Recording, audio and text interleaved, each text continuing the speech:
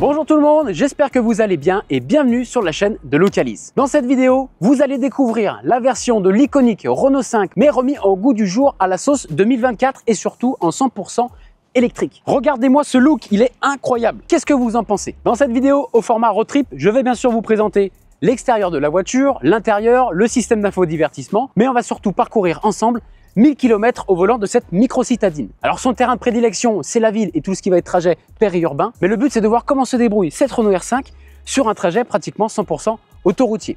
Donc je vais partir du nord de Lyon, donc Villefranche-sur-Saône, je vais aller en direction du sud, Fréjus, chercher soleil, et je vais bien sûr faire le même trajet retour. Je vais vous montrer dans cette vidéo comment on va planifier un trajet, donc vous verrez avec le système intégré Google, c'est royal, vous n'avez rien à faire, vous mettez votre destination et ensuite vous n'avez plus qu'à suivre votre GPS. Et franchement, vous verrez que le système d'infodivertissement, je peux vous dire que face à Tesla, il n'a pas à rougir. Alors concernant les recharges, aujourd'hui en 2024, concrètement, la recharge des voitures électriques en France, c'est plus du tout un sujet. Vous avez toutes les aires de service qui sont équipées, donc en gros, vous avez au moins une station de borne de recharge rapide tous les 30 km sur autoroute. Donc ce qui veut dire que c'est impossible de tomber en rade d'électricité sur autoroute tout simplement. Et nous allons voir si cette micro-citadine a une polyvalence à toute épreuve. Nous verrons également ce que ça donne en termes de recharge rapide parce qu'aujourd'hui Renault annonce un 15%, 80% sur les bornes de recharge rapide en environ 30 minutes. Donc c'est ce que nous allons également tester dans cette vidéo et voir si Renault tient sa promesse. Allez, revenons rapidement à cette Renault R5.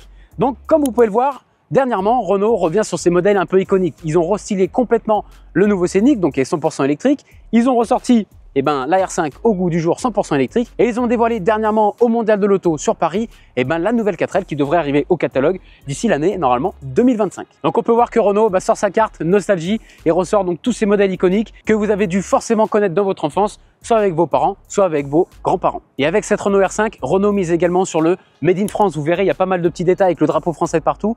Parce qu'il faut savoir une chose, c'est que cette voiture est assemblée et construite dans le nord de la France, à Douai et à Maubeuge. Et 80% des fournisseurs se situent dans un rayon de 300 km autour des usines. Et cette démarche a déjà été entamée avec le Scénic 100% électrique et il va être également poursuivi avec la nouvelle 4L qui va sortir. Concernant les dimensions de cette Renault R5, il faut savoir qu'elle est un tout petit peu plus compacte que sa grande sœur qui malheureusement n'est plus au catalogue, la Renault Zoé. Vous avez ici un véhicule qui fait 3,92 m de longueur, alors que sa grande sœur, la Renault Zoé, faisait 4,08 m de long. Donc vous verrez que l'espace à bord au niveau de l'arrière a été un petit peu impacté et vous êtes sur un volume de coffre qui a été aussi un petit peu réduit de 326 litres contre 388 litres pour la Renault Zoé. Par contre, niveau look, je pense qu'on essaie d'accord.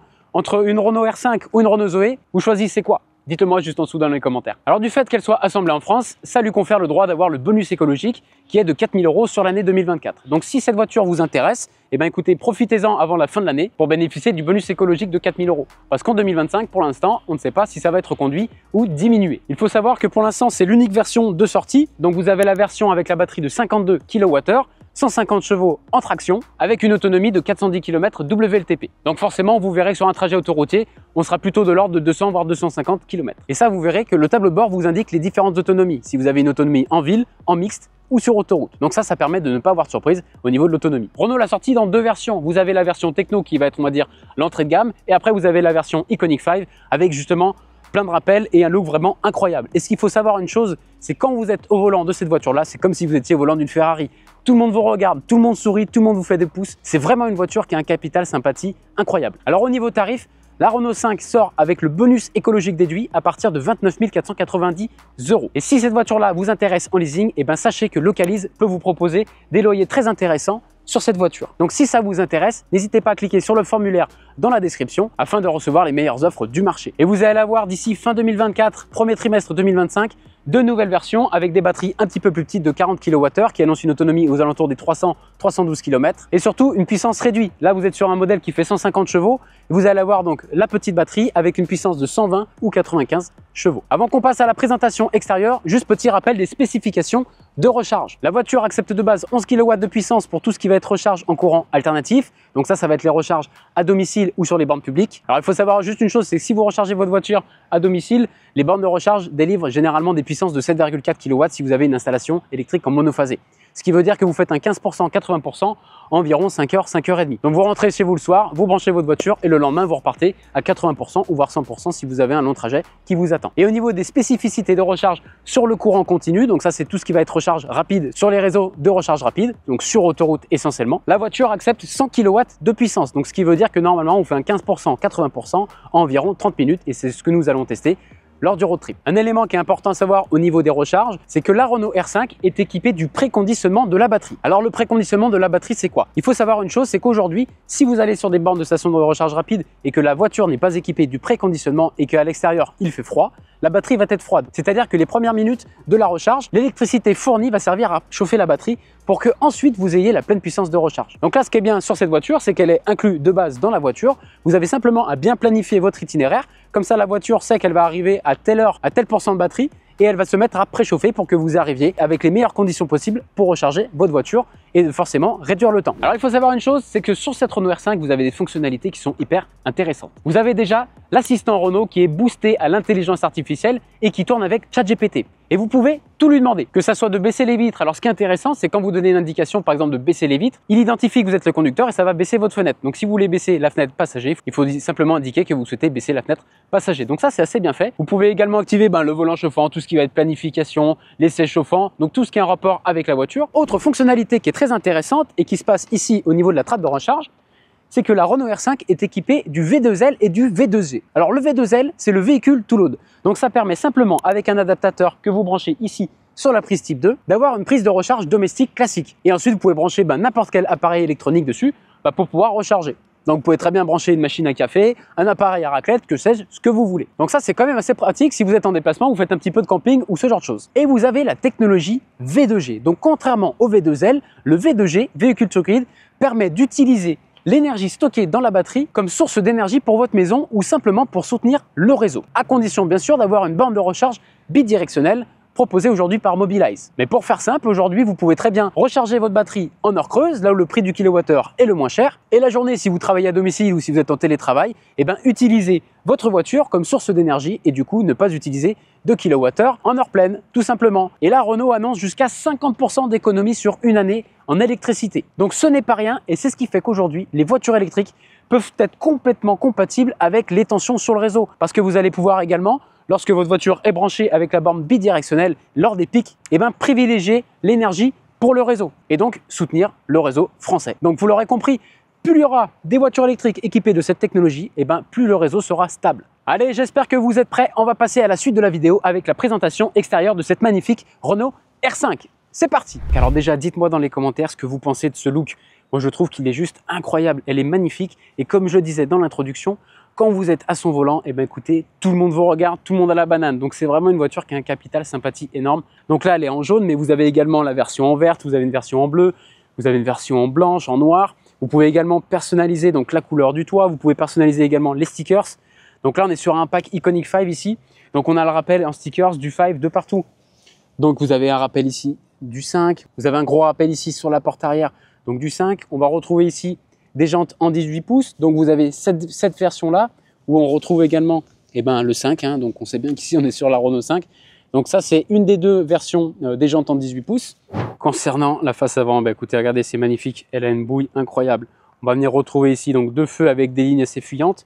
Dans ces feux, il y a des choses qui sont quand même assez intéressantes. Vous avez ici forcément le petit rappel du drapeau français, le Made in France à 100%.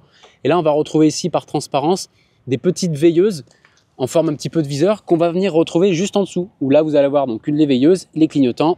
Vous allez avoir ici les capteurs pour le stationnement. Et on a un petit rappel ici du 5. Donc il y a pas mal de petits rappels. Regardez également ici, au niveau du pare-brise. Donc là, on va retrouver un petit coq à l'avant pour rappeler le Made in France. Et là, ici, ce qui est intéressant, c'est que vous avez un 5 qui est rétroéclairé et qui en fait va indiquer votre niveau de batterie.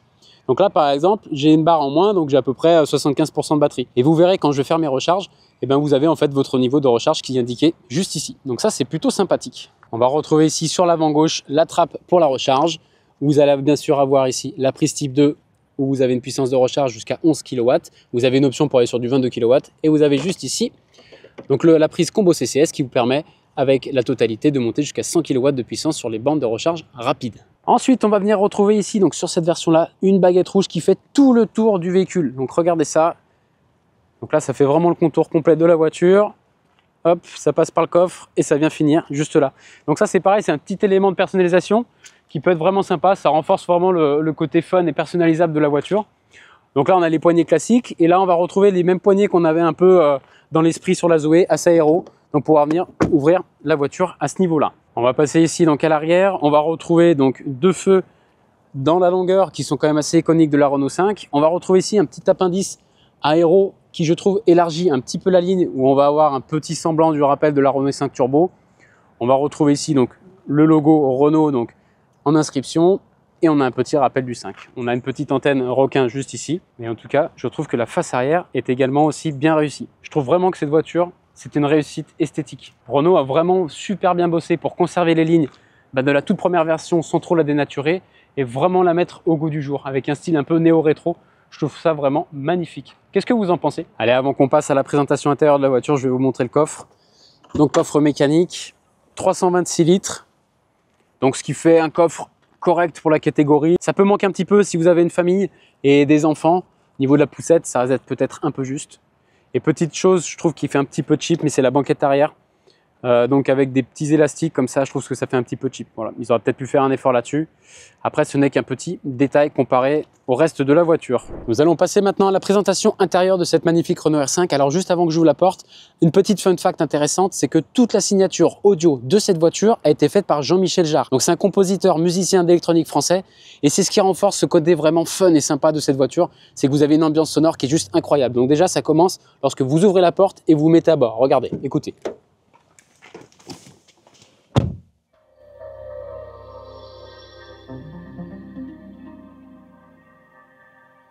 Donc déjà ici, on va retrouver une animation visuelle qui est plutôt intéressante et vous avez une musique d'accueil qui est quand même assez sympa.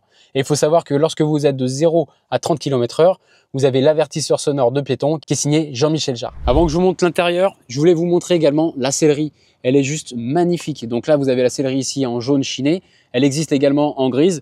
Donc ça, c'est en 100% tissu recyclé. Et c'est vraiment des sièges qui sont hyper confortables, vous êtes très bien maintenus. Et comme vous pouvez le voir ici, vous avez le rappel du 5. Le rappel du 5, il est de partout, donc on ne peut pas se tromper dans quelle voiture on est. Alors concernant déjà ce volant, ce qui est marrant, c'est que c'est pas un volant rond, c'est un volant qui est légèrement carré. Donc il est un tout petit peu raccourci sur le haut et sur le bas. Donc ça, c'est assez marrant, mais ça se prend très bien en main.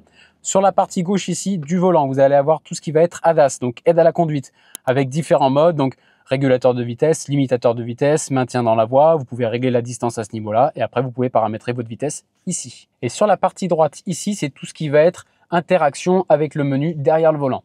Donc là déjà, vous pouvez sélectionner donc les différents modes de conduite. Vous avez le mode confort, vous avez également le mode éco, le mode sport, le mode personnalisable.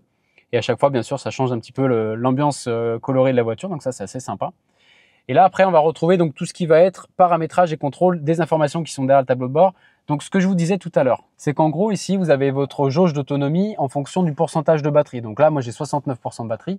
Et là, je sais que si je fais une utilisation ville, j'ai 283 km d'autonomie. Et si j'ai un usage 100% autoroutier, je serai plus aux alentours des 155. Et là, vu que j'ai une utilisation mixte, aujourd'hui, je suis à peu près au milieu. Donc ça, c'est assez intéressant. Et on verra demain matin, quand je vais planifier mon trajet, ce que ça m'annonce en termes d'autonomie sur du 100% autoroute, est-ce que ça va vraiment refléter la réalité? Donc là, lorsque vous appuyez sur ce bouton-là, vous pouvez vraiment personnaliser en fait l'affichage que vous avez ici avec les différentes informations. Donc là, par exemple, c'est lorsque vous roulez, est-ce que vous êtes en mode j'appuie sur la pédale ou justement vous êtes en mode régénération. Vous allez avoir également ici donc le rappel de votre GPS, donc directement d'appuyer derrière le volant. Donc ça, c'est vraiment super sympathique. Et après, vous avez le mode là ici, quand vous activez les différentes aides à la conduite, ça vient scanner un petit peu votre environnement, ça vous montre les véhicules, si vous êtes dans la voie, etc. On va retrouver ici juste derrière le volant, donc ça, c'est votre levier de vitesse. Alors, ce qu'il faut savoir, c'est que là, vous avez deux modes de régénération. Donc, la régénération, c'est sur les phases de freinage et de ralentissement. C'est du moment où vous lâchez le pied de l'accélérateur, et ben en fait, ça va venir récupérer de l'énergie pour recharger votre batterie. Donc, le premier mode, c'est le mode D. C'est pratiquement de la roue libre. Il y a une légère régénération qui se fait. Et sinon, vous appuyez une deuxième fois, ça vous met en mode B. Donc, c'est le mode brake.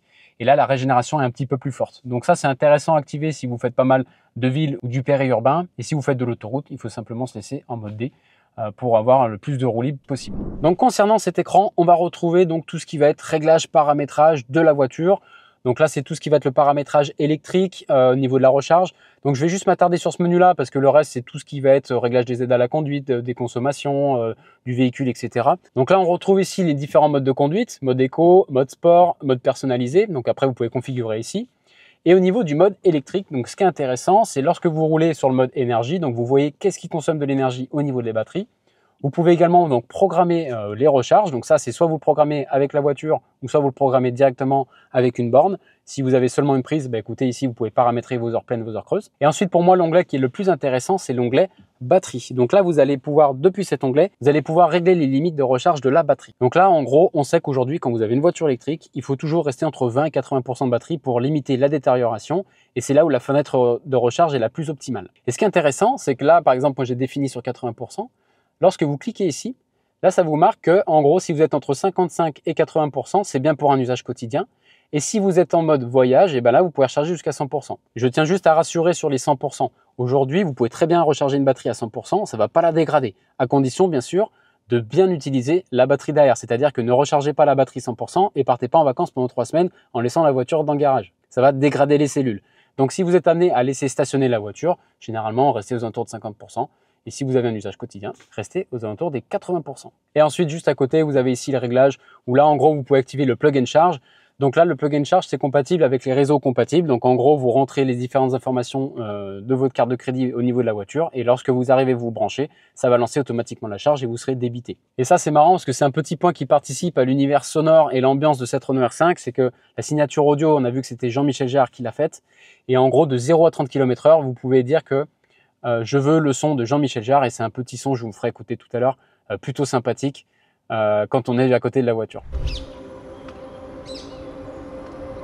Ensuite, ici, vous avez tous les raccourcis pour la clim. Donc, vous pouvez régler votre température, les sièges chauffants, le volant chauffant. Sachant que vous n'avez pas beaucoup de boutons, hein. Vous avez seulement l'écran. Là, vous avez le rappel de la clim ici. Vous avez les bouches d'aération. Là, vous avez le frein à main automatique. On va retrouver ici 2 prises USB-C, le chargeur à induction, du rangement, un accoudoir ici. Et c'est tout, hein. Donc, c'est quand même assez épuré. Alors, je vous parlais tout à l'heure de l'assistant virtuel. Regardez, on va faire un petit test. Hey Renaud, est-ce que tu peux ouvrir ma fenêtre, s'il te plaît? Donc là, il va identifier que c'est moi le conducteur et il vient d'ouvrir ma fenêtre. Hey Renaud, est-ce que tu peux ouvrir la fenêtre passager, s'il te plaît?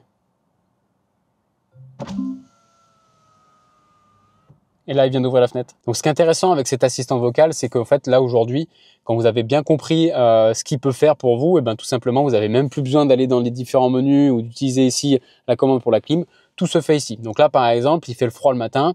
Hey Renaud, est-ce que tu peux mettre mon siège chauffant? Compris. Et là, on peut voir. J'active le chauffage de siège pour le siège avant gauche. Et là, on peut voir qu'il vient d'activer mon siège chauffant. Donc, ça fonctionne quand même plutôt bien. Maintenant que nous avons vu l'avant de cette Renault R5, je vous invite maintenant à passer aux places arrière. Allez, passons maintenant à l'espace à bord au niveau des places arrière. Donc déjà, ce qu'il faut savoir, c'est que le siège à l'avant est réglé pour ma taille. Je mesure 1,80 m. Là, on peut voir que j'ai un petit peu de place au niveau des genoux, j'ai un petit peu de place au niveau de la tête. Au niveau des intérieurs de porte, donc là, c'est des intérieurs de porte où déjà, il n'y a pas de vide-poche et on est sur du plastique dur de partout. Donc, c'est quand même assez sommaire. Au niveau des espaces de rangement, et ben là, il y aura uniquement les espaces de rangement que vous aurez dans les sièges conducteurs et passagers. Parce que là, comptez pas sur la porte arrière pour avoir un vide-poche. Au niveau de la place du milieu, donc là, il faut savoir que c'est quand même une micro-citadine, donc c'est quand même plus confortable d'être à 4. Mais si vous avez une 5e personne, eh ben, privilégiez pour une personne de petite taille, parce que là, moi, je mesure donc toujours 1,80 m, ça change pas.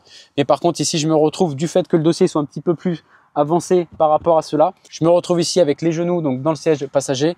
Et là, j'ai un petit peu moins de marge au niveau de la tête. Le plafond est également hyper sympa. On a un plafond ici avec une espèce de motif en 3D, donc c'est plutôt sympathique. Et ça renforce toujours cet ADN de la Renault R5, de la voiture fun, de la voiture cool, de la voiture coup de cœur, tout simplement. Donc au niveau des places arrière, concrètement, ça va très bien pour 4 personnes. Il faut pas non plus faire 2 mètres. On reste quand même, comme je l'ai dit, dans une micro-citadine. Et s'il y a une 5e personne, ben, privilégiez un gabarit un petit peu plus petit. Et en tout cas, si vous êtes amené à faire des longs trajets, ben, ça sera pas très confortable. Et justement, en parlant de trajet, passons tout de suite à la planification de notre itinéraire pour notre départ pour Fréjus. Allez, c'est parti pour le début de ce road trip. Donc là, je pars de Villefranche-sur-Saône pour aller direction Fréjus dans le sud de la France. J'ai environ 450 km aller, 450 km retour. Donc là, le but, c'est de vous montrer un petit peu comment je planifie un itinéraire donc dans cette Renault R5 avec le système intégré Google Automotive. Et ensuite, je vous ferai un petit reporting à chaque recharge pour vous montrer un petit peu comment ça se passe, les temps de recharge, etc. Donc là, pour information, je suis à 100% de batterie. La voiture m'annonce 283 km d'autonomie en cycle mixte, 224 km sur autoroute et une autonomie de 410 pour un cycle urbain. On va passer maintenant à la planification. Là, vous avez la dernière adresse saisie. Ça m'annonce 4h41 de trajet. Donc, vous cliquez dessus. Donc, vous allez voir que ça va recalculer l'itinéraire. Donc là, j'ai à peu près 6h14 de trajet pour arriver à destination. Donc là, on peut voir sur la carte ici que j'ai un premier arrêt de 10 minutes, un deuxième de 2 minutes et un troisième de 33 minutes. Et je suis censé arriver à 10h28, donc aux alentours des 10h30. Et justement, c'est ce qu'on va voir. Alors là, ce qui est hyper intéressant avec le système Google Automotive, c'est qu'en fait, vous pouvez vraiment tout paramétrer. Donc là, ça me dit que j'arrive normalement avec 31% de batterie à destination. Et là, vous pouvez vous paramétrer à quel pourcentage vous souhaitez arriver. Donc là, pour le coup, moi, je vais arriver à destination. J'ai une borne de recharge donc au bureau. Donc là, pour le coup, moi, d'arriver à 30%, ça me sert pas à grand chose. Ne serait-ce que de faire la dernière recharge de 33 minutes. Donc là, moi, si j'arrive par exemple à 10% de batterie, ça me va très bien. Donc là, ça me dit attention, cette valeur est inférieure au minimum suggéré. Donc comme vous avez pu voir tout à l'heure dans les menus, vous pouvez paramétrer à quel minimum vous voulez arriver. Donc là, moi, je peux très bien dire 10%. Et là, ça va me recalculer mon itinéraire. Et là, du coup, je passe de 3 arrêts recharge à 2 arrêts recharge. Donc là, j'ai un premier stop de 24 minutes et un deuxième de 33 minutes. Donc, on va tester cet itinéraire-là. Donc, au total, j'ai 2 arrêts recharge. Ça me prend au total 57 minutes pour recharger. Et si vous cliquez dessus, eh bien, écoutez, vous avez tout le détail. Donc, je vais m'arrêter une première fois à 6h10. Donc, en gros, dans à peu près 2 heures de route, je vais arriver à 29% de batterie. Je vais m'arrêter 24 minutes et je vais repartir. Ensuite, je vais arriver à 8h04. Donc, en gros, j'ai à peu près encore 2 heures de route. Je vais arriver à peu près à 15% de batterie. Je vais m'arrêter 33 minutes. Et ensuite, je vais arriver à destination à environ 10h15. Avec environ 11% de batterie. Donc là, le système, il est vraiment hyper simple à utiliser, très détaillé. On clique sur démarrer et ensuite, vous n'avez plus qu'à suivre simplement les indications du GPS. Voilà, vous pouvez voir que c'est très simple de planifier un itinéraire sur une voiture électrique. Allez, on se reprend tout à l'heure pour la première recharge. Ça y est, me voilà arrivé au premier arrêt recharge. Donc là, j'ai fait à peu près 180 km, donc 100% d'autoroute. J'ai une consommation moyenne de 22 kWh. Je suis arrivé avec 24% de batterie et tout à l'heure, quand on a planifié, ça m'annonçait que j'allais arriver aux alentours de 15%. Donc simplement parce qu'il s'est basé sur la consommation de la voiture d'hier. Donc là, on a une consommation qui est quand même assez stabilisée. Et donc là, je suis arrivé à destination. Et là, on a différentes informations. Donc là, ça m'explique qu'il faut que je recharge au moins jusqu'à 72% de batterie. Donc là, j'ai 24% de batterie. Donc là, je vais faire un 24%, 80%. Et on va repartir. Donc pour la prochaine, je vais vous montrer les différentes informations que ça nous fait remonter au fur et à mesure de la recharge. Et donc là, écoutez, pour l'instant, tout se passe bien. On peut éventuellement, si vous avez besoin d'une autre borne, vous pouvez cliquer sur voir plus et d'avoir le choix donc d'autres accès. Donc là, je vais faire ma recharge, je vais vous documenter tout ça et le prochain arrêt recharge se fait dans 1h39. J'aurai 137 km à parcourir et le but, c'est d'arriver aux alentours des 15%. Allez, je vous montre la recharge. Allez, c'est parti, je vais vous montrer comment ça marche. Donc là, il faut savoir que sur les bornes aujourd'hui, vous pouvez pratiquement payer de partout avec la carte bancaire. Donc là, vous pouvez payer simplement avec un pass de recharge, donc comme je vais faire, vous pouvez payer avec une carte de crédit ou directement via l'application. Donc là, vous cliquez sur démarrer. Donc je sélectionne ici le numéro 2. Je passe, donc j'utilise la carte ChargeMap pour l'authentification. Je vais brancher le connecteur. Donc là, il clignote, c'est celui-ci. Hop, on le prend et on vient brancher tout simplement le connecteur dans la voiture. Donc là, ça clignote en bleu, c'est en attente. Préparation de la session de chargement. Donc ça y est. La recharge vient de se lancer, donc là je suis à 24%, elle prend 80 kW de puissance. Donc là ça m'indique que pour arriver jusqu'à 80%, je m'arrête 27 minutes, donc c'est ce que me préconisait le GPS. On va voir les différentes informations qu'on a ici dans la voiture. Hop. Donc là sur le tableau de bord, effectivement pour arriver ici à 80%, il faut attendre 27 minutes. Donc là c'est pas mal, on a pas mal d'informations. Donc là ça c'est la puissance que la voiture prend, donc on est à 77 kW. Ça, c'est le temps qu'il nous faut pour arriver à 80%, donc 26 minutes. Et si je veux recharger à 100%, ça prend 49 minutes. Donc là, c'est là où on peut voir qu'effectivement, de faire un 24%, 80%, ça prend 26 minutes. Mais du coup, ça rajoute pratiquement plus de 20 minutes pour passer justement de 80 à 100%. Allez, on se reprend juste à la fin de la recharge. Bon, ça y est. Donc là, je suis à 82%. Je vais vous montrer les informations de recharge sur la borne. Donc là, on peut voir la session active juste ici. Donc là, en gros, j'ai repris 31 kWh, ça a duré 26 minutes, donc le stop était de 27 minutes, donc c'est exactement ça. Et là, ce que je vous disais tout à l'heure, c'est que là, par exemple, je suis à 82%, si je veux aller jusqu'à 100%, ça me prend 31 minutes. Donc ça me prend le plus du double que de faire 24%, 80% de batterie. Donc là, je vais stopper. Donc là, la puissance de recharge, on n'est plus sur du 100 kW, c'est pareil. Quand on atteint les 80% de batterie, forcément, c'est plus long parce que la puissance de recharge vient diminuer. Donc là, on prend que 44 kW sur les 100 potentiellement acceptés. Allez, on est reparti. Donc là, on a encore à peu près 1h30 de route, 137 km. On va arriver normalement vers 8h30 là-bas avec 32% de batterie. Donc là, je suis bien à 83% de batterie. Et l'autonomie annoncée autoroute, on est à peu près sur du 200 km. Allez, on se reprend tout à l'heure pour la deuxième recharge. Nous voilà arrivés donc au deuxième arrêt recharge, il est 8h07, j'arrive avec 22% de batterie et là en gros il me reste à peu près 140 km à faire, donc là normalement je vais me recharger jusqu'à 80%. Donc là j'arrive avec 56 km d'autonomie restante et en termes de consommation pour le moment sur le niveau du trajet, je suis à 22,7 kWh au 100, ce qui est une consommation quand même assez importante vu le gabarit du véhicule. Donc là, on peut voir qu'effectivement, la voiture n'est pas du tout profilée pour faire des longs trajets. Mais en tout cas, aujourd'hui, comme vous avez pu le voir sur le premier arrêt recharge, ça fonctionne bien. Et là, on va continuer donc notre trajet avec nos différentes recharges. Donc pour l'instant, les stops recharge durent 25 minutes, donc ce qui est tout à fait convenable. Donc pour des arrêts, recharge sur autoroute. Allez, je vous montre la station et la recharge. Allez, donc deuxième recharge. Donc là, nous sommes chez Total Energy. Donc là, on est dans une grande station, il y a plus de 18 points de recharge. Donc là, je ne sais pas si vous voyez, mais en tout cas, ça, c'est des bornes qui font 300 kW de puissance. Et là, je me suis mis volontairement ici sur des bornes en 150 parce que la Renault 5 accepte seulement 100 kW. Donc, ça ne sert à rien de prendre de la place sur des 300 kW alors que la voiture prend seulement 100. Donc là, c'est pas bien grave, vous aurez très bien pu vous mettre là-dessus parce qu'il n'y a personne. Mais si vous êtes sur des départs en vacances, privilégiez des bornes qui correspondent à la puissance acceptée par la voiture. Alors, donc là, c'est le même écran que tout à l'heure. On va cliquer sur démarrer. Je prends donc le combo CCS, je passe ma carte, ça va s'authentifier. Allez, donc là c'est parti, donc je suis à 22% de batterie, elle prend la puissance de 86 kW. Et là donc on a toutes les différentes informations de la recharge. Et vous avez ici, alors ça c'est intéressant, c'est la courbe de recharge. On va pouvoir la regarder à la fin de la recharge. Et là vous avez vraiment tous les éléments, toutes les informations donc sur la puissance de la batterie acceptée, à quel pourcentage, etc., à quelle vitesse. Donc ça c'est un élément assez intéressant. Et au niveau des informations dans la voiture, eh ben écoutez, là, donc comme tout à l'heure, on est sur une recharge qui va durer à peu près 27 minutes pour arriver sur du 80% et 50 minutes pour arriver sur du 100%. Donc nous, on va stopper normalement à peu près à 80% pour arriver jusqu'à destination, sachant que là, il reste environ 140 km. Voilà, allez, je vous reprends à la fin de la recharge. Allez, c'est parti, on va couper la recharge. Donc juste pour information, j'aurais très bien pu rester seulement 25 minutes, même voire moins. Mais cette voiture-là, elle attire quand même pas mal le regard, donc il y a pas mal de personnes qui sont venus voir et parler donc sur la voiture. Donc là, du coup, j'ai rechargé un petit peu plus que prévu. Alors là, ce qui est intéressant sur cette borne-là, c'est qu'on a quand même pas mal d'informations sur la recharge. Donc là, j'ai rechargé 36 kWh en 35 minutes. Donc sachant que, comme je vous l'ai dit, j'aurais pu m'arrêter seulement 25 minutes, ça allait suffire pour arriver à destination, parce que là, je suis à 91%. Et sachant que là, j'arrive avec pratiquement 30% de recharge à destination. Et si je voulais arriver avec 10%, ce qui était prévu à la base, eh ben, j'aurais pu écourter la charge. Et là, ce qui est intéressant, c'est qu'ici, vous avez ce qu'on appelle la courbe de recharge. Donc là, je suis arrivé à 22% de batterie. La voiture a pris un pic de recharge à 98 kW de puissance. Et ensuite, on peut voir que malheureusement, la courbe, elle s'effondre quand même assez rapidement. Et pour finir sur une puissance là, de 34 kW. Donc la courbe de recharge est vraiment pas ouf. La moyenne de puissance, c'est 62 kW. Bon, c'est pas la vocation première de la Renault R5.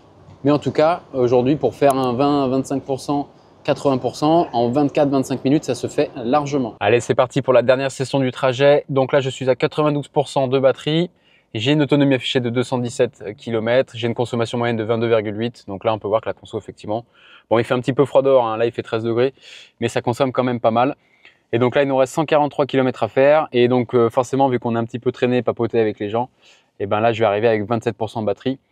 Donc, comme quoi, vous pouvez voir qu'aujourd'hui, donc les deux recharges qu'on a fait, ça prend environ 25 minutes. Donc, ça fonctionne bien.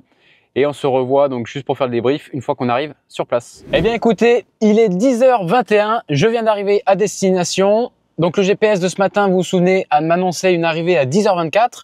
Donc, malgré la précédente recharge qui a un petit peu duré parce qu'on a parlé, etc. Donc, j'arrive à destination avec 32% de batterie. Clairement, j'ai fait deux arrêts recharge, un d'environ 32 minutes et un d'environ 24 minutes. Donc en gros, ça a rajouté à peu près 50-55 minutes de temps de recharge sur le trajet. Donc ce qui est tout à fait aujourd'hui convenable. Ça montre bien qu'aujourd'hui, on peut quand même faire des longues distances avec une micro citadine, donc en électrique. Donc juste petit point consommation. Donc là, j'ai une consommation moyenne de 22,6 kWh au 100 km. Donc c'est une consommation qui est quand même assez élevée pour le gabarit et le poids de cette voiture. À titre indicatif, des vraies routières comme des Tesla, des Ioniq 6 ou ce genre de choses, on n'est plus sur des voitures qui vont être aux alentours des 17-18 kWh au 100, qui sont donc plus profilées pour faire de la route et qui ont donc forcément une meilleure autonomie. Alors petit point que j'ai pas précisé tout à l'heure, donc je me suis vraiment mis au régulateur de vitesse avec la lecture des panneaux. Donc c'était essentiellement du 130 km/h avec des petites portions à 110, mais la voiture, je l'ai pas ménagée, je suis en mode confort. Il y avait les sièges chauffants, la climatisation, etc. Donc pour l'instant, sur cette première partie de trajet, ce que je peux juste vous dire, c'est que la voiture est confortable. C'est une petite voiture, mais on n'a pas la sensation d'être dans une petite voiture.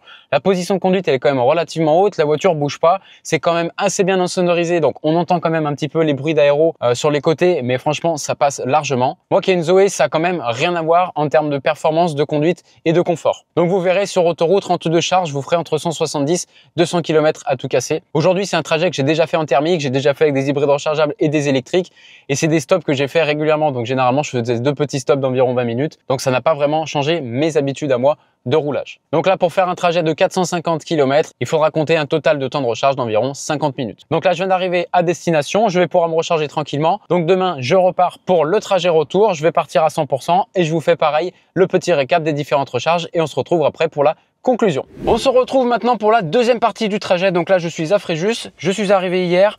J'ai rechargé la voiture donc à l'hôtel pendant que je dormais. Donc c'est ce qu'on appelle la recharge en temps masqué. Donc là, je suis à 100% de batterie. La voiture m'annonce une autonomie en cycle mixte de 302 km. Ça m'annonce une autonomie de 224 km sur autoroute et 410 km en cycle ville. Donc là, pareil qu'à l'aller, je vais vous montrer donc la planification et on se retrouvera tout au long du trajet sur les différentes recharges. Pour la planification, j'ai enregistré mon itinéraire. Je vais rendre le véhicule donc chez Renault à Lyon. Je clique dessus, sans les recharges, normalement je devrais arriver à 15h10 et là ça va me calculer l'itinéraire. Avec les recharges, là j'arrive à 16h27. Par contre effectivement j'arrive avec 31% de batterie à destination, donc là pour le coup moi j'arrive seulement à 10%, ça me suffit, je valide, ça va me recalculer mon itinéraire. Et là donc on a une première recharge de 30 minutes et une deuxième recharge de 30 minutes. Et je suis censé arriver à 16h12. Je lance la planification et je vous fais un petit reporting donc des deux recharges jusqu'à destination et on se retrouve après pour la conclusion. Ça y est, nous voilà au premier arrêt recharge donc sur le trajet retour donc depuis Fréjus jusqu'à Lyon. On vient de faire 202 km donc que d'autoroute. Je suis parti avec 100% de batterie et là je suis arrivé donc à 19% de batterie. Il me reste 58 km d'autonomie au compteur. Donc en gros, si vous faites un 100% à peu près à 5-10%, vous avez entre 220, 225, voire 250 si les conditions météo sont idéales. Là, j'ai un petit peu moins consommé qu'à l'aller parce que là, on est sur une température extérieure entre 18 et 20 degrés. Pour le trajet aller, on était plutôt sur des températures entre 10 et 12 degrés. Donc, on peut voir qu'effectivement, plus il fait froid, plus ça vient réduire votre autonomie et augmenter votre consommation. Concernant l'arrêt recharge, je me suis arrêté sur la borne de recharge Unity de R de la Sorgue. Donc, c'est pas celle qui m'a été indiquée en premier par le GPS parce que le GPS me prévoyait un premier arrêt recharge et en fait, au fur et à mesure, vu que je consommais moins, j'arrivais avec 40% de batterie. Dans une logique d'optimiser le trajet et de réduire mes temps de recharge. Donc c'est pour ça que j'ai décidé d'aller un petit peu plus loin. Comme ça, là, j'arrive avec 18% de batterie. Et au final, le temps de recharge sur le GPS est à peu près identique à 2 minutes près. Je vais lancer la recharge. Je vous montre un petit peu la station et on va recharger jusqu'à 80%. Avant que je lance la recharge, donc là, on est sur l'aire de Unity, donc Sorgue, où là, vous avez donc 6 bornes de recharge rapide qui envoie plus de 300 kW de puissance. Et vous avez une dernière au fond là-bas qui envoie une puissance un petit peu moins élevée. Donc là pareil, on va lancer la recharge. Donc là j'ai ouvert la trappe. Allez, on va lancer la charge chez Unity. Donc là vous avez un tarif de 0,59 centimes le kilowattheure. Allez, on va brancher tout ça. Donc je vais connecter la voiture. Ça y est, la voiture est connectée. Et donc là on a simplement à passer donc le badge. Donc sachant que vous pouvez également payer directement via carte bancaire en scannant ici les QR codes. Donc là moi j'ai mon badge. Hop, ça y est, ça va le vérifier. Et c'est parti. La recharge se lance. Donc là en 2 minutes, je suis déjà passé à 27% de batterie et on va regarder le temps qu'il nous faut pour arriver jusqu'à 80. Alors qu'est-ce que nous dit ici le tableau de bord? Hop. Donc là en gros, il me faut 25 minutes pour arriver jusqu'à 80% et 48 pour aller à 100%. Donc là nous on va s'arrêter à 80, ça suffit largement pour la suite du trajet. Donc ça y est, fin de la première recharge. Donc on est passé de 18% à 81% en 27 minutes, donc c'est tout à fait correct. Donc là maintenant on a 229 km d'autonomie, on a encore 22 minutes si on va jusqu'à 100%, mais là il n'y a aucun intérêt. Donc là pour la suite du trajet, donc il reste en gros 2h30 de route à peu près, on va arriver un petit peu avant 16h, donc ça c'est pas mal parce que le GPS il annonçait 16h20 quand on est parti. Donc là on va arriver, on a pratiquement gagné 25 minutes, donc pour l'instant c'est pas mal. Et donc là en gros vous pouvez voir qu'ici il nous reste une petite recharge de 10 minutes d'appoint histoire de avant d'arriver donc sur Lyon. Et là on a quoi comme trajet? Direction est vers A7. Donc là oui on a vraiment un tout petit trajet à faire. Pour le coup j'aurais pu ne pas recharger autant parce que là je vais arriver à 40%, donc ça n'a pas trop un gros intérêt. Écoutez, là on va faire un petit saut de puce et on se reprend tout à l'heure donc pour la dernière recharge. Nous voilà sur la fin du trajet et je suis actuellement à la dernière station de recharge. Donc je suis parti de l'aire de la Sorgue avec 85% de batterie. Je viens d'arriver à la borne de recharge sur l'aire de Saint-Rambert d'Albon avec 19%. J'ai fait 85%, 19% de batterie et j'ai parcouru donc 154 km sur autoroute. Alors j'ai modifié en cours de route le planificateur parce qu'il me faisait arrêter à plus de 40%. Donc là, vu que je voulais un petit peu optimiser le trajet, j'ai décidé d'aller un petit peu plus loin. Je vais aller me brancher. Vous pouvez voir qu'ici, ça me dit de recharger jusqu'à 55% pour arriver à destination avec suffisamment de batterie. Donc là, je vais me brancher. Ça va être une petite recharge d'appoint pour arriver à destination. Allez, je vais lancer la recharge. Donc j'ai branché le connecteur. Ça me demande ici de badger. Je passe ma carte, ça vérifie. Et ça lance la charge. Donc pareil, même réseau Unity, vous pouvez également payer via une application ou directement via carte bancaire. Allez, c'est parti. Donc là, je suis déjà passé à 21% de batterie. On voit qu'elle prend bien ses 100 kW. Allez, c'est parti, je vais couper la charge. Donc là, elle aura duré 17 minutes. Je suis à 63% de batterie. Donc ça, c'est parfait. Et là, ce qui me permet de faire la fin du trajet. Donc il me reste 60 km et je vais arriver à destination avec 41%. Donc là, j'ai rechargé jusqu'à 63%. Mais comme vous avez pu le voir, hein, j'aurais très bien pu faire une micro-recharge et repartir, il n'y avait pas de souci. Ça y est, me voilà arrivé après ma dernière recharge. Je vais vous montrer un petit peu rapidement donc, les chiffres de consommation et on se retrouve juste après pour la conclusion de ce road trip. Donc là, je viens d'arriver à destination, il me reste 40% de batterie, encore 110 km d'autonomie, donc là on est pas mal. J'ai une consommation moyenne sur l'ensemble du road trip de 21,6 kWh au 100 sur un trajet total de 951 km. Alors oui, c'est une consommation qui est élevée pour ce type de voiture, mais il faut savoir une chose, c'est que la voiture avait 2000 km. Quand la concession me l'a donnée, et là la personne l'utilisait uniquement pour de la ville ou des cycles mixtes, il était sur une consommation de 13,2 kWh. La ville, c'est vraiment son terrain de prédilection et là vous aurez vraiment une consommation qui sera réduite parce que c'est une voiture faite pour ça et qui est légère. Et comme vous avez pu le voir concernant la consommation, bah, écoutez, l'autoroute sur des vitesses constante aux alentours de 130 km/h, bah, c'est pas son terrain de prédilection. Elle manque un petit peu d'efficience à ce niveau-là, mais ça, j'ai envie de dire, c'est pas trop une grande surprise. Donc une consommation de 21,6 kWh sur autoroute, ça reste quand même assez élevé. Et en gros, aujourd'hui, si vous avez des routières type Tesla Model 3, Hyundai Ioniq 6, Volkswagen ID7 ou ce genre de véhicules qui sont vraiment profilés, adaptés et efficients pour l'autoroute, vous avez des consommations plutôt aux alentours de 15 à 18 kWh au 100. Donc là, on peut voir qu'effectivement, bah, c'est au-dessus. On va regarder un petit peu les stats. Donc là, le véhicule a 3039 km. J'ai fait 951 km donc à bord de la R5 sur un trajet pratiquement autoroutier. Et là, donc au niveau des consommations, j'ai une consommation globale de 21,6 kWh. Tout ce qui va être appareil électronique, système d'infodivertissement, la climatisation, ça consomme environ 2,6 kWh au 100. Et on se retrouve tout de suite pour la conclusion de cette vidéo. Ça y est, nous voilà à la fin de cette vidéo road trip de 1000 km au volant de cette Renault R5. Comme vous avez pu le voir, les 1000 km se sont écoutez, très bien passés. Pas de soucis particuliers au niveau des recharges. Donc concernant les recharges, je vous mettrai un tableau juste après la conclusion avec toutes les statistiques. Vous allez avoir les pourcentages à l'arrivée, les pourcentages de départ, les temps de recharge et vous aurez également le coût de toutes ces recharges que j'ai effectuées essentiellement sur autoroute que je comparais bien sûr avec une voiture thermique équivalente pour voir un petit peu le comparatif. Alors concernant sa polyvalence et ses capacités sur autoroute, eh bien écoutez, effectivement aujourd'hui la Renault R5 est une micro-citadine. Son terrain de prédilection c'est la ville et tout ce qui va être trajet extra-urbain. Et si vous êtes amené à faire de l'autoroute, eh bien écoutez, vous vous arrêtez aux stations de recharge, vous rechargez entre 25 et 30 minutes et vous repartez pour 170 km. Et accessoirement, ce même trajet là, je l'ai fait avec une thermique et je m'arrêtais simplement au même endroit pour écouter, faire une pause et simplement prendre un café. Donc clairement, ce trajet là en Renault R5 n'a pas changé mes habitudes. Mais en tout cas, effectivement, aujourd'hui, si vous voulez rouler 4-5 heures d'affilée, malheureusement, ça ne sera pas avec cette voiture que vous pourrez faire ça. Pour des trajets occasionnels, ça fonctionne très bien. Vous aurez pu voir qu'également dans la vidéo, le trajet aller, la consommation était un petit peu plus élevée parce que j'étais aux alentours des 23 kWh au 100 et sur le trajet retour, ma consommation a diminué, ce qui s'explique essentiellement par les conditions météo. Sur le trajet retour, il faisait environ 20 degrés et donc là, c'est vraiment les conditions idéales et ça a pu faire donc baisser la consommation. Et pour le trajet retour, si vraiment j'avais voulu, j'aurais pu pousser la première recharge à plus de 90%, mais concrètement, j'aurais très bien pu faire les 450 km avec une seule recharge, mais je me serais arrêté entre 35 et 40 minutes. En tout cas, j'espère que cette vidéo vous a plu, j'espère qu'également ce format 1000 km en voiture électrique vous plaît. Si c'est le cas, faites-moi vos retours dans les commentaires. Et si vous cherchez une voiture électrique, que ce soit une Renault 5 ou n'importe quelle autre voiture électrique ou même une voiture thermique, sachez que Localise, en tant que courtier en leasing, peut vous proposer cette magnifique Renault R5 à des tarifs très compétitifs, mais il peut également vous proposer des offres sur n'importe quelle voiture électrique ou n'importe quelle voiture thermique. Donc si ça vous intéresse, je vous mets le formulaire dans la description, vous cliquez sur le lien, vous renseignez votre demande et mes collègues prendront contact avec vous pour vous faire les meilleures propositions de leasing sur la voiture que vous souhaitez. Et si vous n'êtes pas encore abonné sur la chaîne de Localise, je vous invite vivement à le faire. Activez la petite cloche pour être averti des prochaines vidéos parce que des formats 1000 km en voiture électrique, il va y en avoir d'autres. Il va y avoir également d'autres tests de véhicules. Donc abonnez-vous pour être averti des prochaines vidéos. Et moi je vous dis à très bientôt. Bye. Voici le tableau récapitulatif de ce road trip de 1000 km. Sur le tableau de gauche, vous aurez le détail des différents trajets avec le pourcentage de la batterie au départ et à l'arrivée, ainsi que les différents kilomètres parcourus entre chaque arrêt.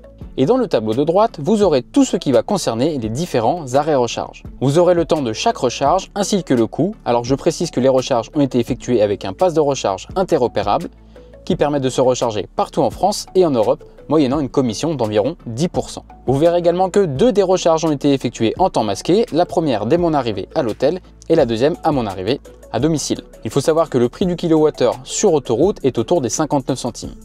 Et lors d'une recharge à domicile, ce qui concerne 90% des recharges des usagers de voitures électriques, vous serez autour des 14 centimes ou 22 centimes selon votre contrat électrique. En parlant du prix, le coût total de mes recharges sur l'ensemble du trajet de 950 km est de 107,14 €. Je l'ai comparé avec son homologue thermique, la Clio 5 essence de 130 chevaux avec une consommation moyenne de 5,5 litres au 100 et un prix de 1,75 € le litre. Le trajet en R5 coûte donc 15,71 € de plus que le même trajet avec la Clio essence. Cela s'explique en grande partie de la consommation importante de la R5 sur autoroute, car avec une routière électrique et une consommation moyenne de 18 kWh au 100, le prix de ce même trajet avec le pass de recharge aurait été autour des 80 € et sans le pass de recharge autour des 70 €, donc bien moins cher que le même trajet avec une essence. Et contrairement aux véhicules thermiques où vous n'avez pas la possibilité de payer moins cher votre litre d'essence, en électrique il existe des abonnements qui permettent de faire baisser le prix du kilowattheure sur autoroute entre 29 et 39 centimes. Et là, le même trajet avec la R5 et un abonnement, le coût total des recharges aurait été autour des 70 € au lieu des 107,14 €. Donc si vous faites régulièrement des trajets sur autoroute en électrique, je vous conseille vivement de prendre ce genre d'abonnement.